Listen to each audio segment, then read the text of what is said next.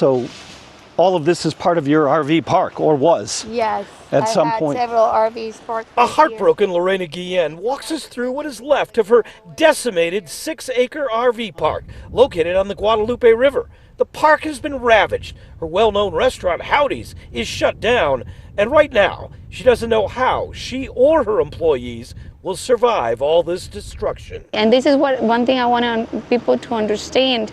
I'm just a tiny little speck of the totality of this tragedy, you know? No, Lorena is more devastated by the loss of her friends. One of her employees, Julian Ryan, was killed during the height of this disaster early on the morning of July 4th. He was here that night. We closed the restaurant together. He went home and his house started flooding. He saved his family and he died saving them. Fighting back tears, Lorena tells us how Julian died smashing out a window, trying to help his girlfriend and his 3 children escape. He broke a glass to get his family out, broke a window to get his family out the window. He got them out, but in the process he cut himself, the main artery on his arm, and he bled to death.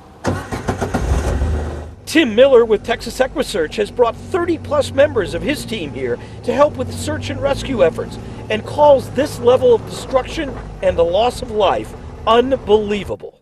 The area we're in right now, the lady told us that right here in this immediate area, she said there's at least 40 people that are missing. Miller says with so many people missing and the death toll continuing to rise, he's had to make sure he warns his volunteers before they head out to search. And we told our members, be prepared because it's going to be extremely physically challenging, but long-term emotionally challenging.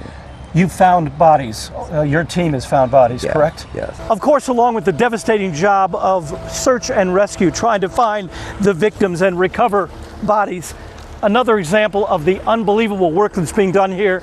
It's going to take weeks, perhaps months, to remove all of the debris from the riverbank. We're talking about cars, campers, RVs. And piloting his own airboat, Lloyd Thornton is helping to transport first responders throughout this ravaged area. Today we went with him as he aided members of the Fredericksburg Fire Department. Lloyd tells us from the water, it's much easier to look for surviving victims of this massive flood. So what we're doing is taking a look at everything from the water side. Because you have a totally better view of where, A much better where view. people could be, Right. where victims could be, Yes. where people could be hanging on for dear life. We would love to get somebody like that. Yes, with so much heartbreak and loss, Tim Miller plans to be here with his team a long time. We're doing everything we can do and leaving the results up to God and just being here with these victims and first responders and just doing what we do. I love you, man. Thank you. All right. Thank you, buddy. Thank you for Yeah. doing everything you do.